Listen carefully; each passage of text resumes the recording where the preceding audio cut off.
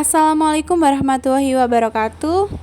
Halo semuanya, saya Lili Puspitasari, mahasiswi PGSD dengan NIM 860224436 UPBJJ UT Surabaya.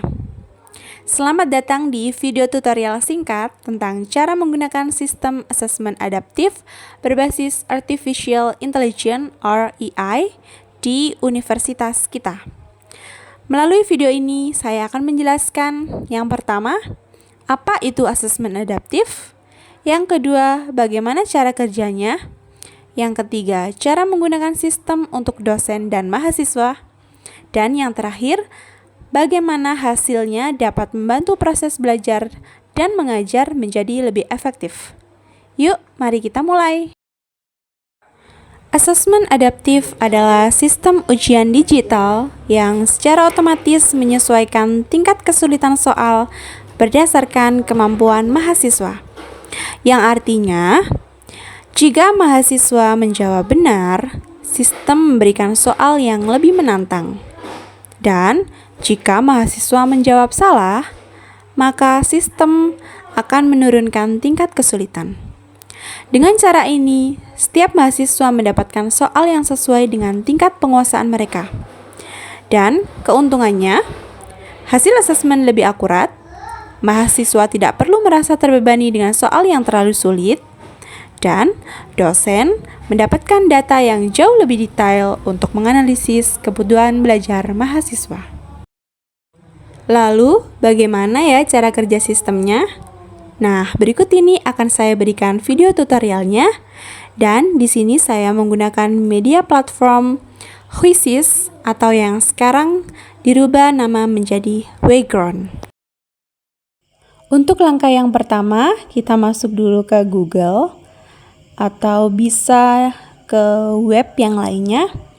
Lalu kita ketikkan kata kunci Quizzes atau Wayground ya, sekarang berubah nama menjadi Wayground. Setelah itu kita pilih yang paling atas dan kita tunggu. Nah, sekarang kita cari dan kita klik yang create. Lalu kita pilih yang assessment. Kita tunggu sebentar. Setelah itu ada 3 pilihan.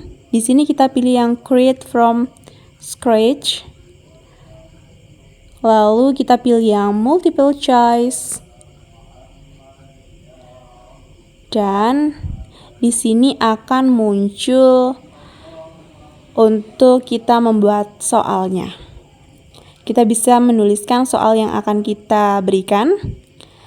Nah, di sini saya akan mengetikkan soal yang akan saya berikan sebagai contoh.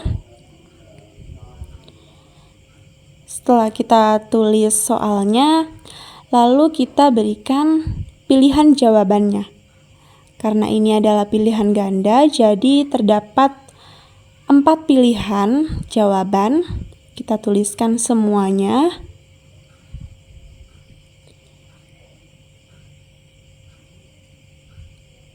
Jika sudah semua terisi, kita bisa menambahkan penjelasan untuk jawaban yang benar nanti, agar mahasiswa dapat mengetahui penjelasan dari jawaban yang benar.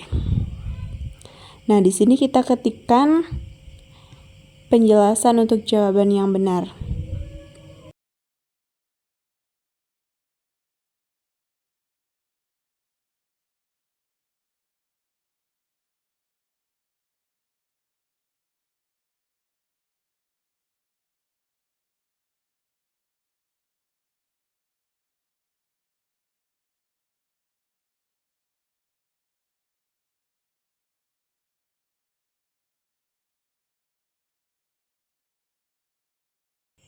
Setelah itu, kita save answer explanation dan kita save question supaya pertanyaan kita dapat tersimpan.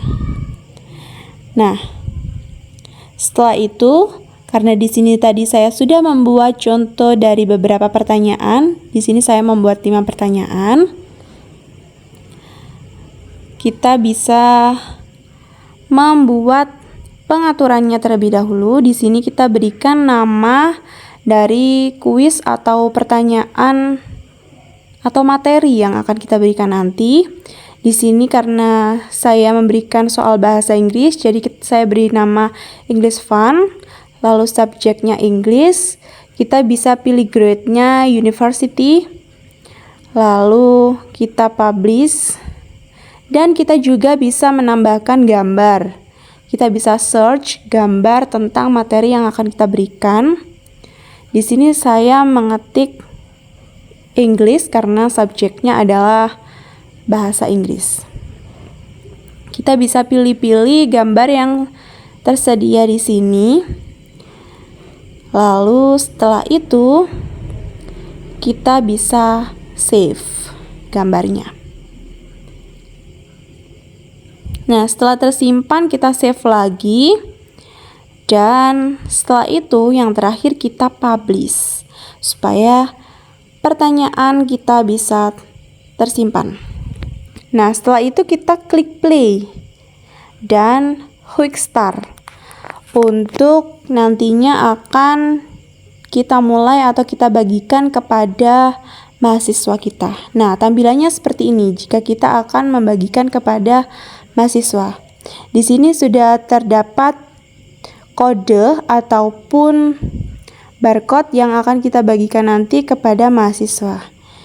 Nah, di sini saya akan coba untuk membagikannya kepada mahasiswa ya, contoh. Dan di sini sudah ada yang masuk 1. Nah, di sini nanti tampilannya seperti ini jika kita sudah membagikannya kepada mahasiswa kita. Nah, setelah itu, setelah sudah ada yang tergabung, kita bisa klik start. Nah, tampilannya akan seperti ini. Dan di sini akan terlihat progres pengerjaan dari mahasiswa yang mengerjakan soal yang telah kita buat. Nah, di sini kita bisa melihat progresnya. Dia mengerjakan berapa soal dan soal mana saja yang benar atau yang salah. Seperti itu. Kita tunggu sampai nanti progresnya menjadi 100%. Nah, di sini kita bisa lihat mahasiswa mengerjakan sampai soal 3. Karena tadi saya membuat 5 soal, jadi kita tunggu sampai dia selesai mengerjakannya sampai 5 soal.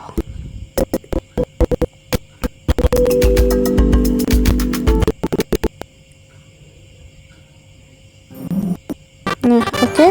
Ini dia sudah selesai dan kita bisa lihat siapa yang nilainya tertinggi. Karena di sini saya sebagai contoh saja, yang di sini muncul adalah 1 orang. Jadi kita bisa melihat rankingnya mulai dari yang pertama dan yang terakhir. Dan setelah itu di sini adalah tampilan dari hasil pengerjaan mahasiswa. Di sini kita bisa melihat nama-nama mahasiswa yang mengerjakan, lalu skornya berapa, akurasinya berapa, jawaban yang benar dan salah di mana, dan kita bisa langsung membuat rekap nilai dari hasil yang telah dikerjakan oleh mahasiswa. Jadi di sini kita bisa melihat kemampuan mahasiswa dalam mengerjakan soal. Lalu berikut ini adalah gambaran dari mahasiswa saat mengerjakan. Di sini mahasiswa akan memasukkan namanya dan akan memulai kuisnya.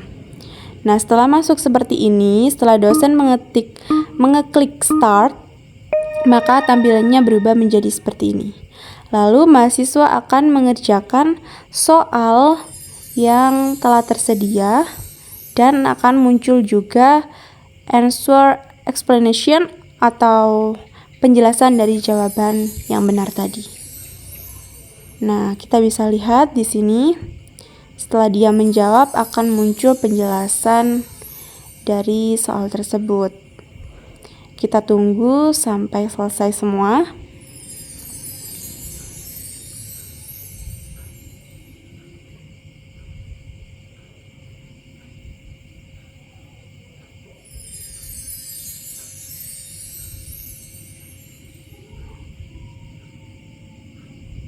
Nah, setelah itu akan muncul seperti ini.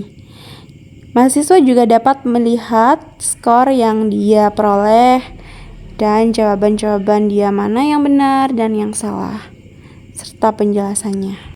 Setelah kita mengetahui cara kerja sistemnya, berikut ini adalah manfaat bagi mahasiswa. Yang pertama adalah mengetahui tingkat penguasaan materi secara lebih akurat, yaitu sistem menunjukkan topik mana yang sudah dikuasai dan mana yang masih perlu diperbaiki.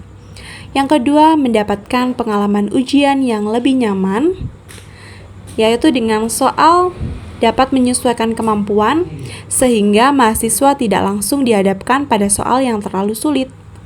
Yang ketiga, mendapatkan umpan balik langsung.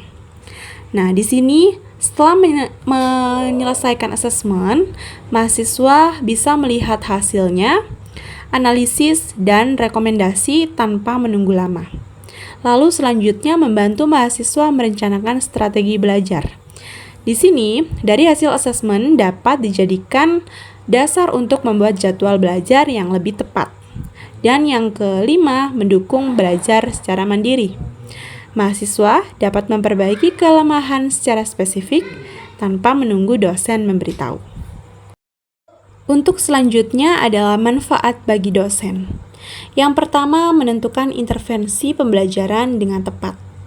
Di sini dosen dapat membuat remedial, pengayaan, atau bimbingan sesuai hasil tiap-tiap mahasiswa. Yang kedua, memperoleh data pembelajaran yang lebih akurat dan detail. Nah, di sini AI dapat menganalisis pola kesalahan, tingkat kesulitan, dan kemampuan real mahasiswa. Selanjutnya, menghemat waktu dalam penilaian. Jadi, dosen tidak perlu lagi membuat banyak versi soal atau melakukan koreksi manual. Yang keempat, membantu merancang perkuliahan. Di sini dosen bisa fokus pada topik yang paling banyak belum dikuasai oleh mahasiswa. Selanjutnya, memantau perkembangan mahasiswa dari waktu ke waktu. Sistem akan menyediakan grafik perkembangan untuk setiap mahasiswa dan pada satu kelas tersebut. Lalu yang terakhir, mengurangi bias penilaian. Penilaian akan lebih objektif karena seluruh proses dilakukan oleh sistem AI. Nah, itu tadi adalah tutorial singkat mengenai sistem asesmen adaptif berbasis AI. Dengan memahami cara menggunakan dan membaca hasilnya, kita dapat meningkatkan kualitas pembelajaran dan memastikan setiap mahasiswa mendapatkan pengalaman belajar yang lebih personal dan efektif. Terima kasih telah menonton video ini dan selamat mencoba sistem asesmen adaptif di kelas Anda. Wassalamualaikum warahmatullahi wabarakatuh.